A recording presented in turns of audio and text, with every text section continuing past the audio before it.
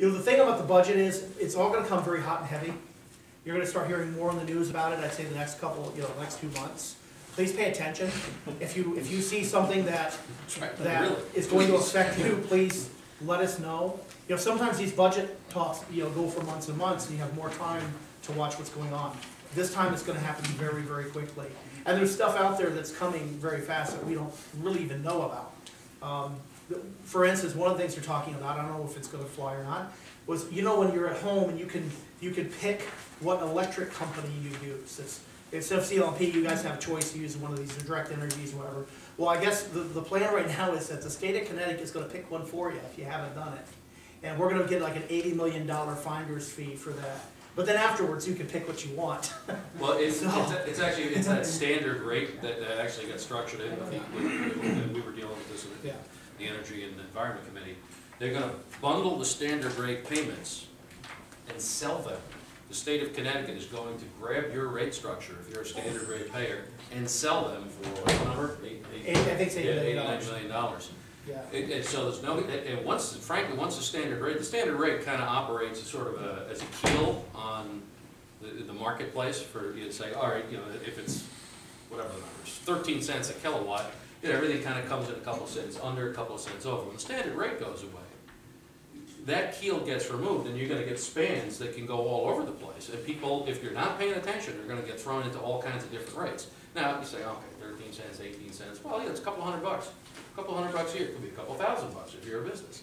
Forget about the legal issue. The state could even take your right to bid in an open market, bundle it up and securitize it, and then sell it off to a third party. I mean, that sounds remotely familiar to some bad stuff that happened a few years ago.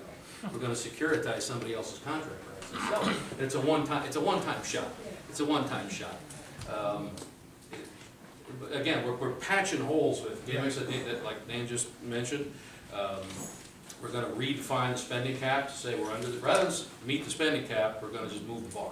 We're going to lower the bar, in fact, about $900 million. We're borrowing $270, $300 million for gap reserve, I think.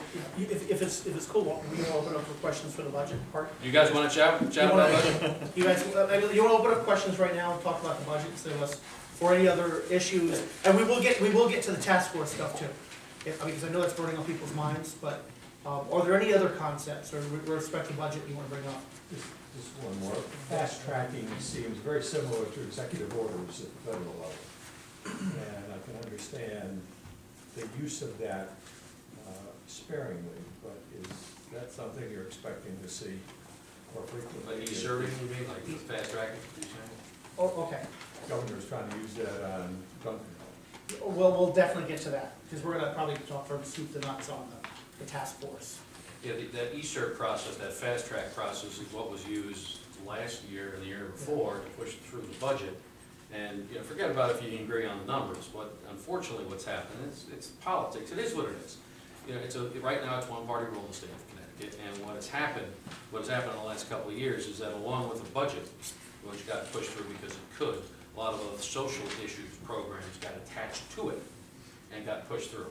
In the budget proposal, things like early release of violent criminals, different changes to labor laws, all kinds of stuff that were not budget related, got jammed in and fast tracked through. Dan, myself, and others, I think, have tried to say, hey, that's not fair. Yeah. That's not right. That's not the system. I hope to see less of it this time around. Does everybody understand what we're talking about with the e-cert bill? It's emergency certification. Okay. That's what it means. You skip there's no public hearings, typically. There's no committee process. It's just, here's the bill, vote on it, go through it. And that happened. There are emergencies where you do, like we just passed an e-cert bill a couple of weeks ago to grant workmen's compensation rights to some of the first responders up in Newtown because of the way the compensation laws work. If you didn't have physical injury, you couldn't recover, so the e-cert bill got that out and got those folks covered, which was the right way to use the e-cert process. But yeah, I'm hoping it'll be done less. I don't know, what's the under-over? What's the under-over? I don't know. Well, this was kind of an odd situation, but we'll talk more about it. You had questions? Coming back to the budget. Okay. Clearly, we are spending more than we're taking in. But that's not new for this year or last year. Look at the last 10 years, we've done the same thing. What are some of the alternatives, some of the other ideas to bring some of the spending under control to live within the revenue? Are there any floating out there that identify specific items that perhaps can be economize or become more efficient? Well, I mean, the first idea is the one that exists, the statutory spending cap, which actually was supposed to get constitutionalized 10 years ago, but didn't for reasons of Yeah, importance. that ends up being sequestered. You know, honestly, I mean, you know, most of you know me, I'm a straight shooter. No.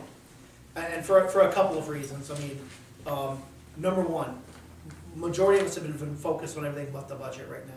That's just the real fact of it.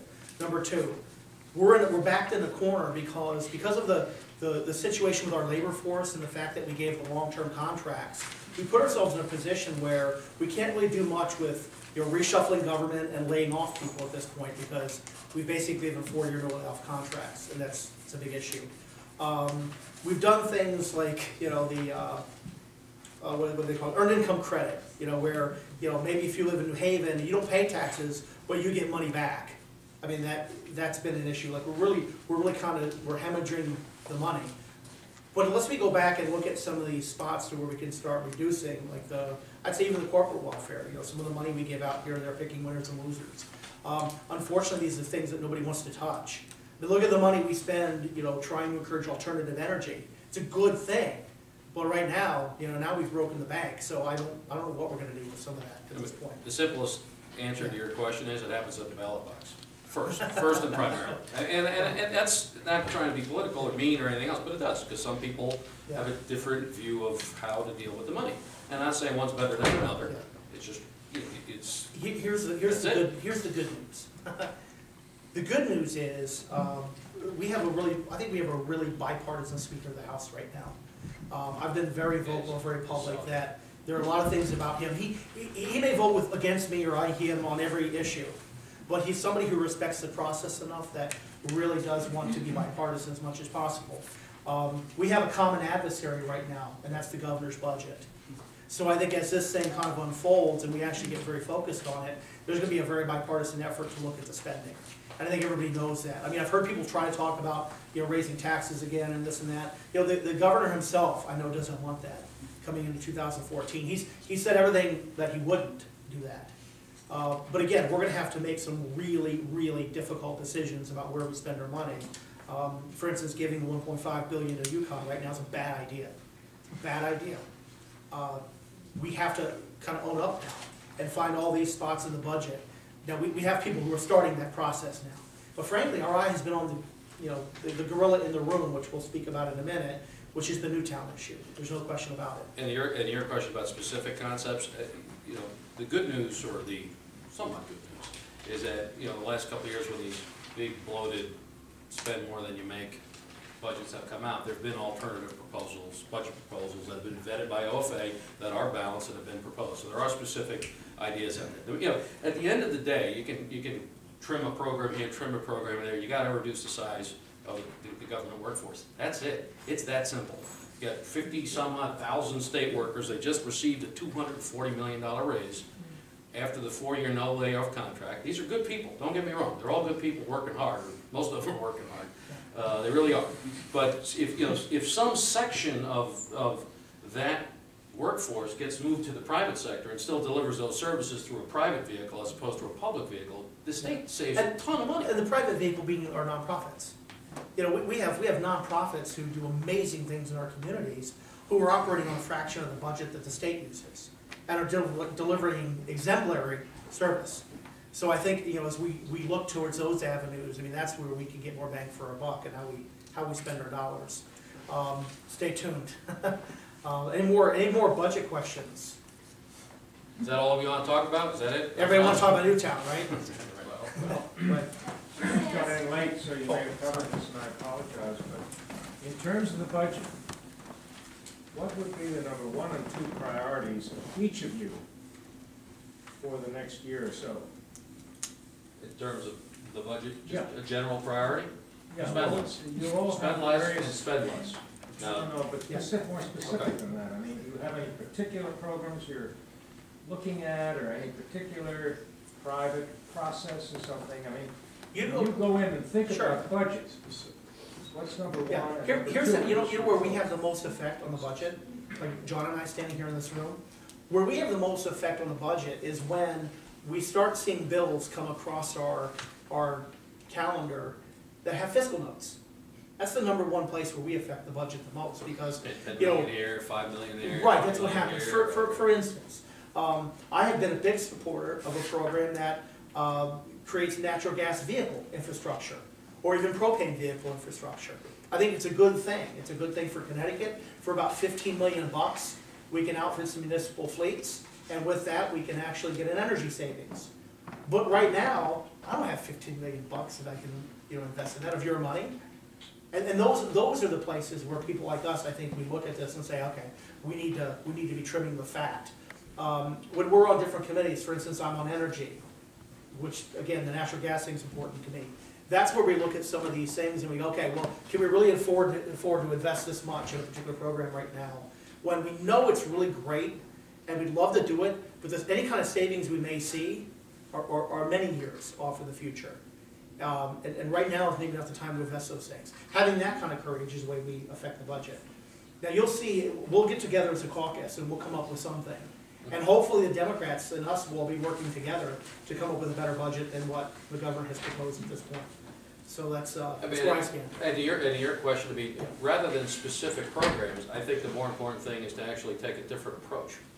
Rather than handing out 100 million here and 100 million there and 100 million here to attract 5 or 6 businesses, some of whom are already here, many of whom are already coming, or to build a busway to nowhere for $60 million a mile, you don't spend that money and you try and make the state a more attractive environment for all businesses. All businesses. Rising tide raises all boats. Raises all boats. So rather than doing specific line items saying 50%, cut it, which you still have to do, don't get me wrong, the approach has to be different. The approach has to be different. We're going to stop cannibalizing our private sector for our growing public sector. We're going to make it even, predictable. This is the conversation we were just having about regulations that change every 15 minutes in this gentleman's market. Make it even, predictable, and steady. So businesses can plan, hire, take risks, make investments, borrow money, and do things without saying, I don't know what's coming down the road next year. This tax is going to, supposed to sunset. Actually, it's not. Corporate surcharge tax is supposed to sunset. Well, now it's not. We're supposed to have different, liquor control laws. We've solved that last year. Well, now we're going to do something else. So rather than keep moving you can keep moving pieces on the board. You can change the board. My specific idea is a different board, is a different approach, is to steady it, calm it, and keep it predictable. Yeah, I hope that answers your question. Actually, the young lady in the room had the last one. I had just a question. At the John Dempsey Medical College in Farmington, they're having an enormous building project. I was just curious, does that come out of hospitals or does that come out of education?